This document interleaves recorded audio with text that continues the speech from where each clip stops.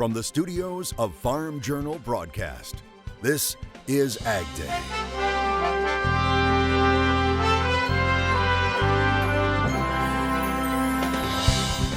Coming up on AgDay. And the data available to your phones, to mobile devices, just makes it that much more accessible, much quicker. See the future of dairy farming, where everything you need to know about your cows is delivered right to your cell phone.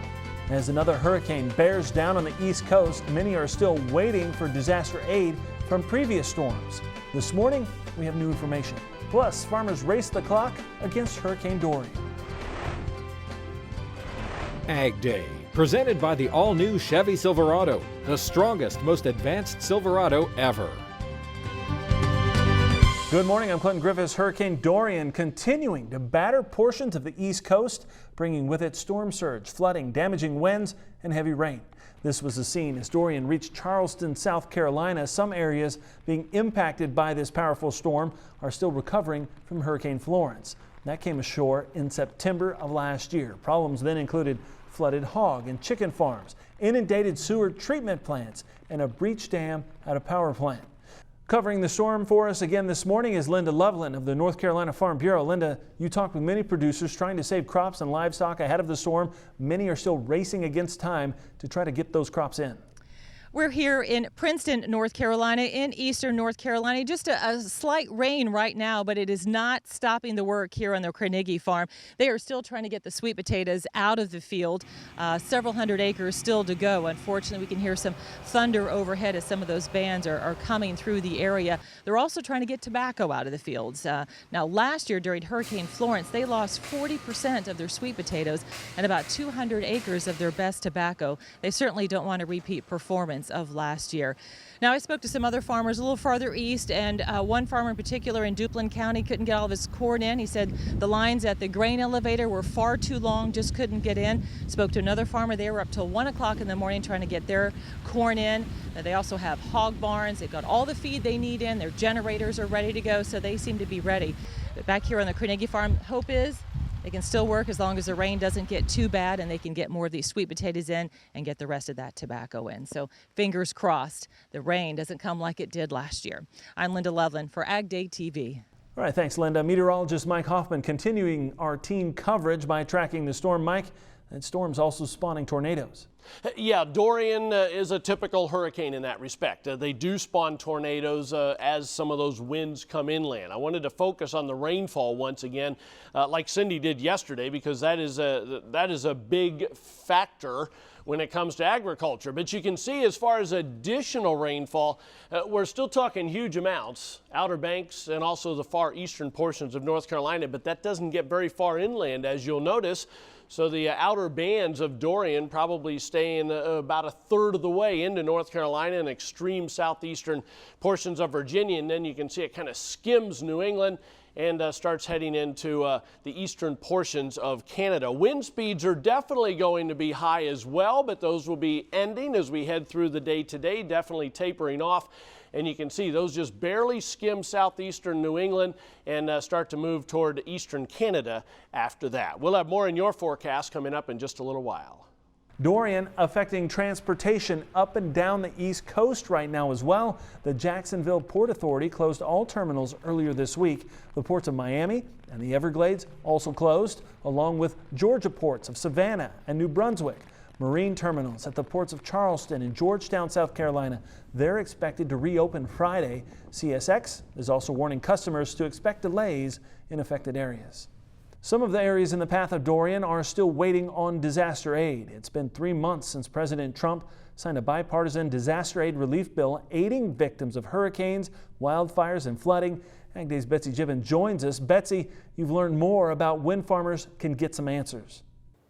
Clinton, sources are telling me the disaster aid package is at the Office of Management and Budget waiting for approval. And it's looking like USDA may release more details on disaster aid next week, potentially September 10th. You know, there's a little bit of dry stuff just from the sun. It wasn't long ago Iowa farmers experienced historic flooding, waterlogged fields, and busted bins. For some, the remnants remain as farmers wait on a disaster aid bill for help. No, we haven't received any disaster aid from USDA Farm Service Agency on the programs yet.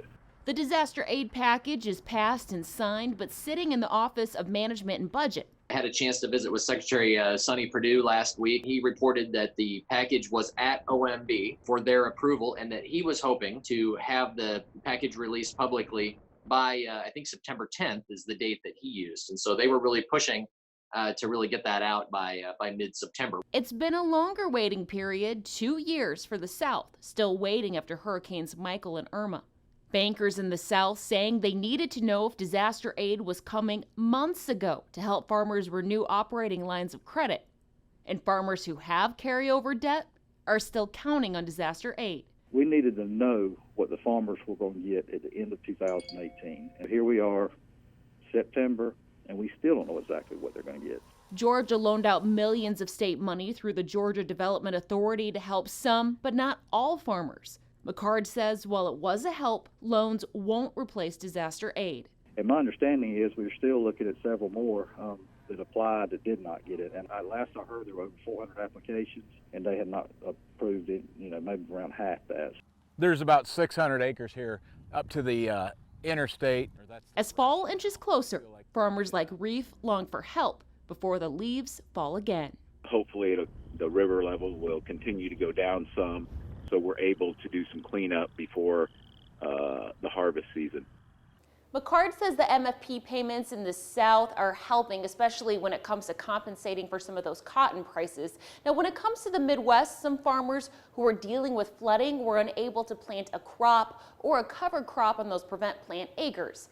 So that means they were unable to receive a payment, and those were some of the farmers who needed help the most. Clinton. All right, thanks, Betsy. China's Commerce Ministry says it will hold face-to-face talks with the U.S. early next month in Washington. That's later than previously planned, but the Commerce Ministry is saying the two sides will conduct conscientious consultations in mid-September to prepare for those talks.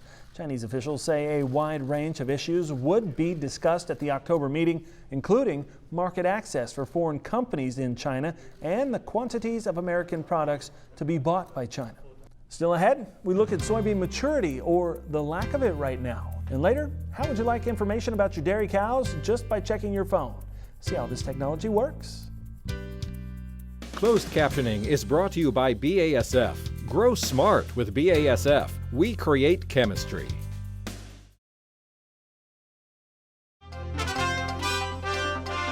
Another chapter in the corn syrup controversy. A federal judge ordering Anheuser-Busch to stop using packaging that implies Miller Coors Light beers contain corn syrup. Now, the judge also ruling Anheuser-Busch can use the packaging it has on hand until it runs out or until March of next year, whichever comes first. He also said Anheuser-Busch should stop mentioning corn syrup in ads without further context. Miller Coors sued its rival in March, saying Anheuser-Busch has spent as much as $30 million on a false and misleading campaign. Now, Miller Coors uses corn syrup in the brewing process for Miller Lite and Coors Light. Bud Light uses rice. A U.S. ag attaché is calling for China to import just 80 million metric tons of soybeans this year. If realized, that would be a 5-year low and under USDA's official projection. Soybeans dropping on Thursday. Here's more now from the CME. We're seeing a little bit of a role reversal here between corn and soybeans today. Corn holding their own, soybeans giving up ground in a substantial way. But let's first start looking at that corn contract. December, the month of interest for us. We've been able to make new contract lows over the past couple of sessions, but holding firm here today so far.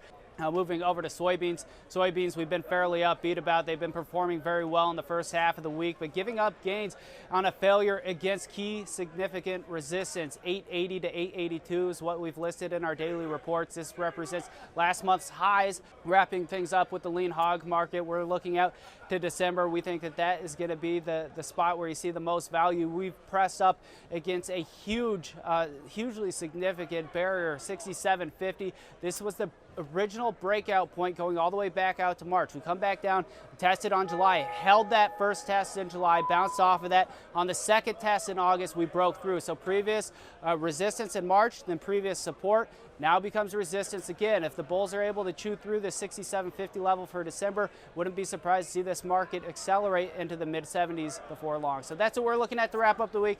That's what you should be looking at too. Matt Bennett with agmarket.net, our guest here at the Farm Progress Show. Matt, let's talk about this soybean crop. Out on crop tour, a lot of short beans, not as many pods. What's your take on what this bean crop is actually going to produce? Right, so when the USDA came out with a 48.5 yield, I guess I was a little skeptical. Last year, and the university's been telling us for years, plant your beans early. We want to get maximum sunlight for these soybeans. That way we can really see them yield. Last year, most of the beans were planted early in 2018, had ideal weather through the spring, summer, and early fall time period. And you know what? The beans were 51.6 bushel the acre. Now you're going to tell me we're going to have 48.5 bushel beans whenever we planted more than half of the beans after June 1st. I'm not totally sure I agree with that. And so one thing I'd like to point out is a lot of folks keep saying, well, if we have a good fall, it's really going to help this corn and bean crop. I agree with the corn, but at the same time, you got to be aware that the beans are going to shut down due to daylight. That's just the way that it happens. They're going to shut down at a very similar time that they did last year. So what does that mean? Beans that were planted in June lost out on anywhere from 4 to 6 or 7 weeks of sunlight they've been getting the last 2 or 3 years. Yeah, so ultimately you expect to see then production in those carryover numbers from the U.S. come down. Well, I think the production's going to come down. It's a slippery slope. I will say the last 2 weeks, nothing but a blessing for most of this corn belt. You know, and we're talking about beans right now, but these bean yields have to have grown from where they were before. Right. We've had a soaking rain in a lot of areas. My area in particular, I mean, we're looking at our May beans are probably going to do really well, but they're certainly not going to be what we've seen the last couple of years. So where am I going to be at on yield? I think with chip coming in below the USDA by, you know, 2.5 bushels, I think I'm probably going to be in that range, maybe even a little shy there, because I think some of these June beans are simply not going to have what they need to be able to yield with the beans that we usually see. Double crop type yields is what we're going to be seeing. Double crop type yields aren't something that's going to get you to a 48.5 yield. Yeah, absolutely. Yeah. Well, so much left to go here. A lot of weeks to try to figure all this out. Absolutely. Appreciate it, Matt, as always. We'll be back with more AgDay coming up in just a minute. To contact Matt Bennett at Ag Market, call 844-4AG-MARKET or visit their website at www.agmarket.net. Join Andrew McRae for Farming the Countryside, a farmer-focused podcast that is all about production agriculture. Farming the Countryside is available wherever you listen to your favorite podcast and is brought to you by Nutrien Ag Solutions, the world's largest provider of crop inputs and services.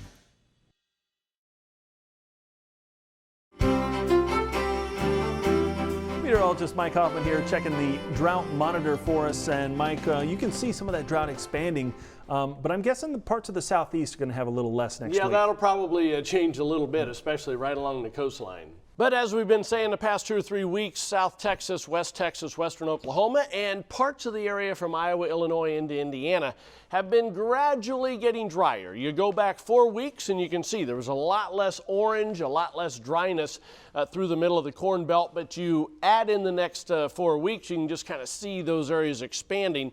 The southeast has kind of been coming and going as far as spotty areas of drought, but like Clinton said, at least eastern parts of the Carolinas will probably see that improve next week. It's remained very dry in the Pacific Northwest, especially western Washington. And there is Dorian. That'll continue to move northeast. I think you can kind of look at this as several weak little systems have backed up because of Dorian, all waiting on it to get out of the way, and then they're all going to come east. So that's kind of what's happening. This first one is coming east, and then that's going to fold southward. It gets into the wake of Dorian, I think, and falls apart as it heads toward the southeast. But you can see later today just a few spotty showers, Ohio Valley, eastern lakes.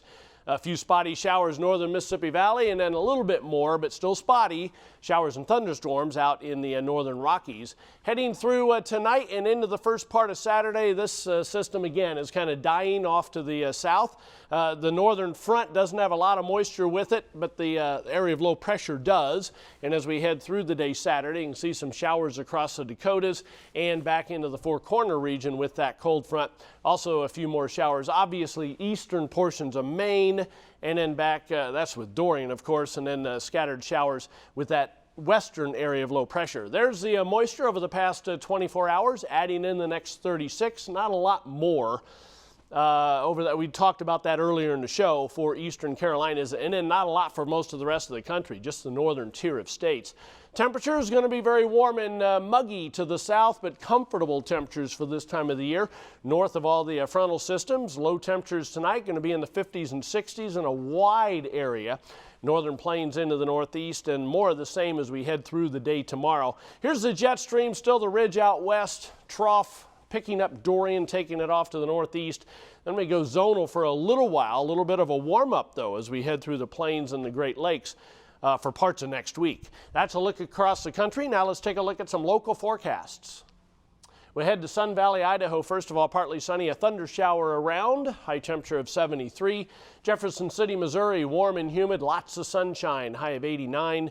And finally, Utica, New York, variably cloudy, spotty afternoon showers, high 72.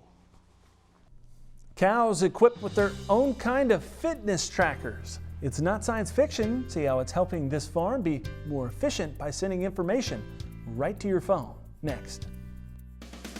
What do you call someone who does dozens of jobs? A farmer. At Pioneer, we're proud to work with generations of American farmers in the most complex and rewarding industry on earth. So from your friends at Pioneer, thank you, farmers. Closed captioning is brought to you by BASF. Grow smart with BASF. We create chemistry. China is giving financial help for hog production in the country in an effort to stabilize its pork supply. That's according to the Chinese Ministry of Finance. The country will now pay out subsidies to farms that have culled pigs due to African swine fever every 6 months instead of just once a year. Local governments will also lift incentives to major hog producing counties in an effort to build up disease prevention and control. A rare horse virus has several communities across the country concerned about infections following multiple human infections of EEE. Health officials in Massachusetts have confirmed several new cases of the Eastern equine encephalitis virus in horses, and so far there have been 4 confirmed human cases of EEE this year, one of them deadly. Now, the virus is a rare cause of brain infections in people. Only a few cases are reported in the U.S. each year, but most occur in eastern or Gulf Coast states. Massachusetts officials say there are now 65 communities in critical or at high risk of infection across that state. On the dairy farm of the future, even the cows will be wireless. Cows at a British Agricultural Technology Research Center are testing the next generation mobile technology. The aim is to make dairy farming even more efficient. Now, the herd is fitted with wireless monitoring collars. They work like fitness trackers, recording their activities, sending it to a cloud using a 5th generation or 5G network. From there, an algorithm analyzes the data. Using an app, farmers and veterinarians are notified of any problems that could indicate an illness or other health condition that needs more attention, and that can happen 24/7. Having the data available to your phones, to mobile devices, just makes it that much more accessible, much quicker. You can be at one end of the building, you get an alert, it's telling you exactly which cow it is, what the problem potentially is, and you know, you can, it's an instant assessment. You've got the information, you can go and find the cow. The connected collars are just one of a number of technologies driving productivity at this farm. For instance, when the cows decide they're ready to be milked, a collar transponder identifies them when they enter the robotic milking pen and keeps a digital tally of their milk contribution. Now, Forbes says the new technology has boosted performance, which can produce up to 1,300 gallons of milk daily that's sold to a nearby cheesemaker. Football is a fall favorite right along with the litany of corn mazes. Up next, we'll put the two together for a big time.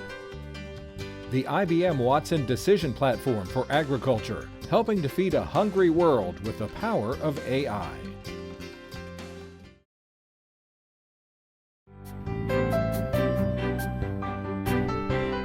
It's Friday night football time, and it's also the first weekend of the season for the NFL, and one farm has come up with a unique way to honor the star of the game.